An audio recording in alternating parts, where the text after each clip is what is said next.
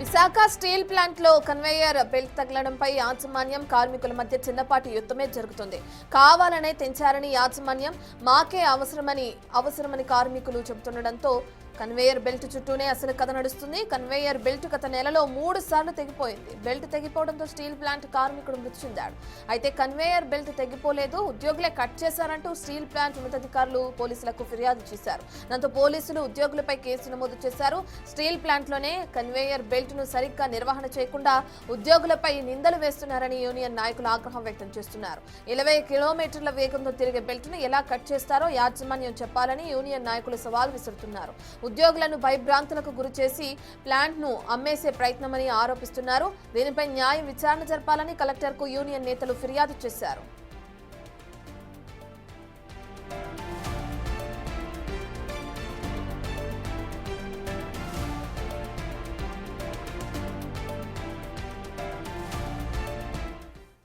Visakha steel plant లో ఏదైతే conveyor belt ఉందో అది తెగిపోవడంతో ఇప్పటికి ఎక్కడ ఉన్న యూనియన్ నాయకులను చెప్పుకోవచ్చు, లేదంటే విశాఖ స్టీల్ ప్లాంట్ యాజమాన్యానికి సంబంధించిన ఎవరైతే అధికారులు ఉంటారో వాళ్ళ మధ్య చిన్నపాటి యుద్ధం కొనసాగుతుంది. సంబంధించిన పూర్తి డీటెయిల్స్ అందించడానికి మా ప్రతినిధి రాజు అందుబాటులో ఉన్నారు.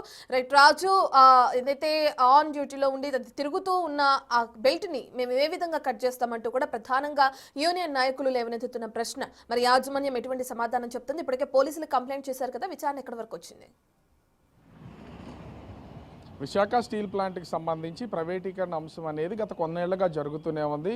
దశలవారీగా స్టీల్ ప్లాంట్లో ఉన్నటువంటి అనేక విభాగాలని ఇప్పటికే ప్రైవేటీకరణ దిశగా తీసుకువెళ్తున్నారు. వివిధ వ్యక్తులకు, వివిధ సంస్థలకు వీటిని ప్రైవేటీకరిస్తున్నటువంటిది అయితే ఇంటర్నల్గా జరిగిపోతుంది.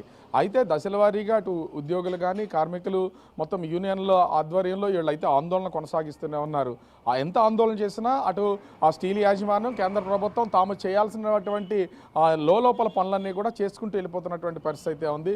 ఇప్పుడు ముఖ్యంగా ఇక్కడ విశాఖలో జరిగినటువంటి సమ్మిట్లో సీఎం చంద్రబాబు ఉద్యోగుల మీద ఒక కీలకమైనటువంటి వ్యాఖ్యలు చేశారు. ఉద్యోగులు ఎవరో కూడా డ్యూటీలు చేయట్లేదు, ఊరికినే జీతాలు తీసుకుంటున్నారు, స్టీల్ ప్లాంట్ని వైట్ ఎలిఫెంట్ లాగా చూపించే ప్రయత్నం చేస్తున్నారు. ఇలా అయితే ఎలా అని చెప్పిన తర్వాత, ఆ వ్యాఖ్యలు చేసిన తర్వాత మరుసటి రోజే స్టీల్ యాజమాన్యం వీళ్ళకు ఒక నోటీస్ అయితే జారీ చేసింది. ఎంత పని చేస్తే దానికి మాత్రమే జీతం ఇస్తాం తప్ప దీనికి ఎంతకు మించి జీతాలు ఇవ్వమని నోటీసులు ఇష్యూ చేసింది. ఆ రోజు నుంచి స్టీల్ ప్లాంట్లో కార్మికులందరూ కూడా దశల వారీగా ఉద్యమాన్ని కొనసాగిస్తూ ఉన్నటువంటి పరిస్థితి అయితే ఉంది. దీన్ని సాకుగా తీసుకున్నటువంటి స్టీల్ యాజమాన్యం కన్వేయర్ బెల్ట్, ఎందుకంటే గత నెలలో వరుసగా 3 సార్లు కన్వేయర్ బెల్ట్ అయితే తెగిపోయింది. ఆ కన్వేయర్ బెల్ట్ తెగిన తర్వాత ఒక కార్మికుడు కూడా మృతి చెందినటువంటి పరిస్థితి అయితే ఉంది. కన్వేయర్ బెల్ట్ తెగలేదు, కన్వేయర్ బెల్ట్ని కార్మికులే, ఉద్యోగులే కట్ చేశారు అని పోలీస్ స్టేషన్లో అయితే కేసు పెట్టింది స్టీల్ యాజమాన్యం. అసలు 20 కిలోమీటర్ల వేగంతో కంటిన్యూగా 24 గంటలు కన్వేయర్ బెల్ట్ తెగుతూనే ఉంటుంది. దాదాపుగా అది చాలా బెల్ట్ అనేది చాలా మందంగా ఉంటుంది. కొన్ని టన్నుల్ని కంటిన్యూగా రోలింగ్ చేసుకుంటూ అది వెళ్తున్నటువంటిది అయితే ఉంటుంది, ఎప్పుడూ తిరుగుతూనే ఉంటుంది. అట్లాంటి కన్వేయర్ బెల్ట్ని ఉద్యోగులు ఎలా కట్ చేస్తారు అంటూ యూనియన్ నాయకులు అయితే ఇప్పుడు ఆరోపణలు చేస్తున్నటువంటిది అయితే ఉంది స్టీల్ యాజమాన్యం మీద. ఇక్కడ మెయింటెనెన్స్ సరిగ్గా లేదు, కన్వేయర్ బెల్ట్ మెయింటెనెన్స్ లేదు, స్టీల్ ప్లాంట్లో ఉన్నటువంటి అనేక విభాగాల్లో మెయింటెనెన్స్ లేదు.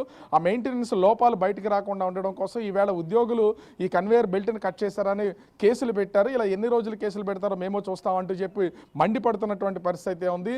యూనియన్ నాయకులు ముఖ్యంగా 20 కిలోమీటర్ల వేగంతో తిరుగుతున్నటువంటి కన్వేయర్ బెల్ట్ని స్టీల్ యాజమాన్యం ఎవరైనా సరే మేము సవాలు విసురుతున్నాం, వాళ్ళు వచ్చి కట్ చేయండి, కట్ చేస్తే దీంట్లో ఇది ఎలా కట్ అవుద్దో మాకు చూపించడానికి సవాల్ విసురుతున్నటువంటిది అయితే ఉంది.